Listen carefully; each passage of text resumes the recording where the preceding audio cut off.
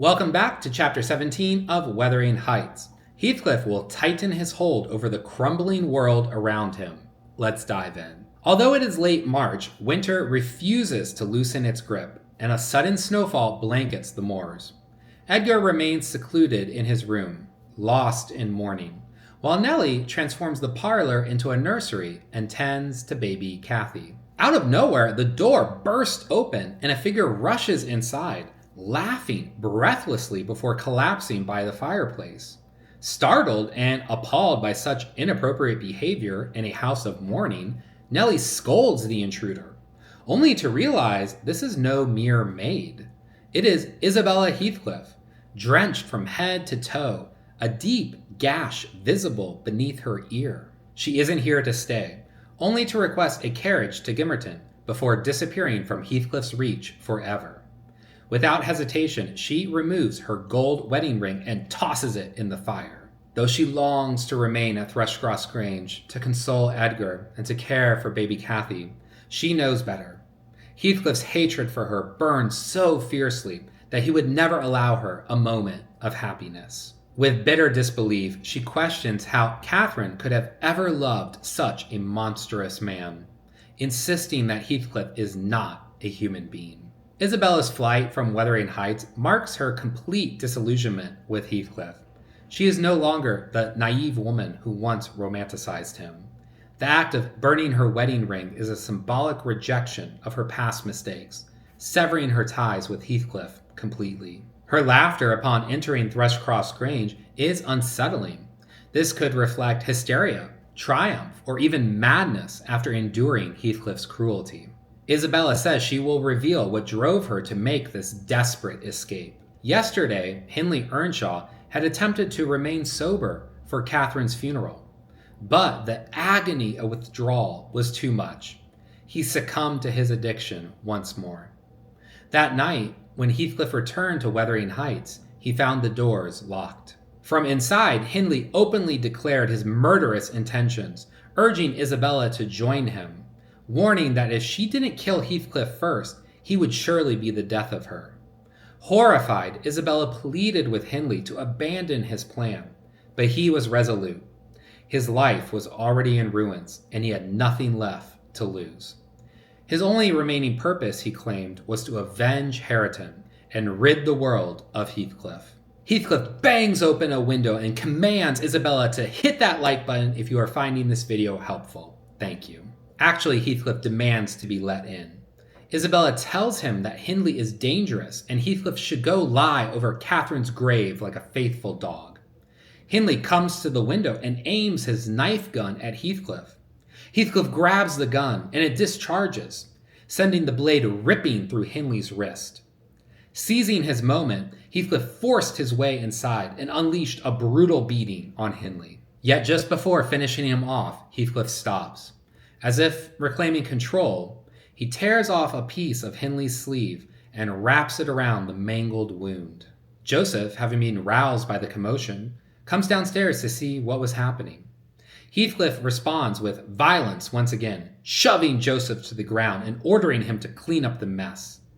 Joseph threatens to go to Thrushcross Grange and tell Edgar what has happened, as Edgar is a magistrate. Heathcliff has Isabella recount the events to prove that he was not the aggressor, so Joseph drops his plan.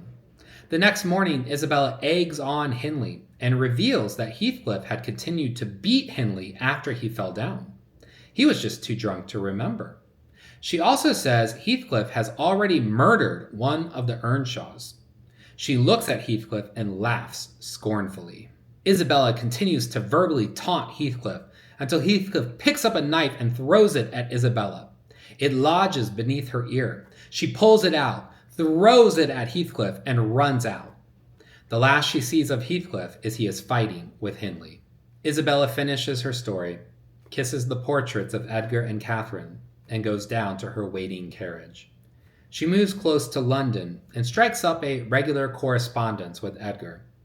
She gives birth to a child she names Linton, and reports that he is a ailing and peevish creature. One day in the village, Heathcliff casually inquires about Isabella's whereabouts, but Nellie refuses to reveal anything. It doesn't matter. He easily learns the answer from other servants. Though he makes no effort to reclaim Isabella, his chilling words about their son Linton linger in the air. I'll have it when I want it. True to his word, he leaves Linton untouched for now, but his claim over the boy is far from forgotten.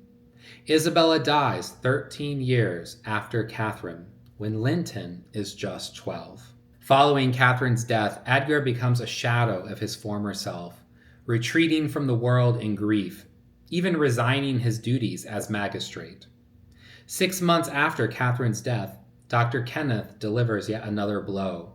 Hindley Earnshaw is dead at just 27. Nellie requests to go to Wuthering Heights and help with the arrangements. Hareton is Edgar's wife's nephew, and Edgar should be Hareton's guardian, as he is the closest living kin. Edgar says go talk to his lawyer, who was also Hindley's lawyer, and then go to Wuthering Heights. Hindley died in staggering debt, and Wuthering Heights is now fully mortgaged to Heathcliff. Hareton, the rightful heir, is left with nothing.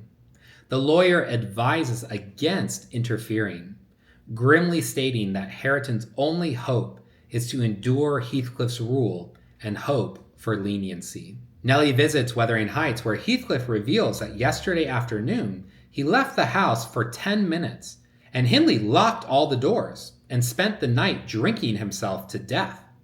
They broke in the morning, and Heathcliff sent Joseph for Dr. Kenneth, but Hindley dies before the doctor could get there. Joseph interrupts that he wishes Heathcliff had gone for the doctor and he had stayed to take care of Hindley. Hindley was alive when he left. With no witnesses, this does call into question if Heathcliff had anything to do with Hindley's final moments. After Hindley's coffin leaves the house, Heathcliff picks up Hareton, who is about 6 years old, and says, "Now, my bonny lad, you are mine, and we'll see if one tree won't grow as crooked as another, with the same wind to twist it." Although Hindley is dead, Heathcliff's revenge is not finished. Heathcliff plans to degrade Hareton just as Hindley degraded Heathcliff. This raises a major theme of nature versus nurture. Hareton, the rightful heir, will be stripped of his dignity and status under Heathcliff's rule. Nellie attempts to take Hareton back to Thrushcross Grange, but Heathcliff says he wants to try and raise a child. And if Hareton is taken from him, then he will want Linton in his place. Nellie concludes the chapter by saying, "The guest was now the master of Wuthering Heights." Hareton, who should now be the first gentleman in the neighborhood, was reduced to a state of complete dependence on his father's inveterate enemy, and lives in his own house as a servant, deprived of the advantage of wages, and quite unable to right himself, because of his friendlessness and his ignorance that he has been wronged. With Hindley gone and Wuthering Heights now fully under Heathcliff's control, the next generation stands on the brink of repeating the past. Will Hareton suffer the same fate as his father, or is there still a chance to break the cycle? Let me know your thoughts in the comments. If you found this video helpful, please hit the like button, and I'll catch you in the next one.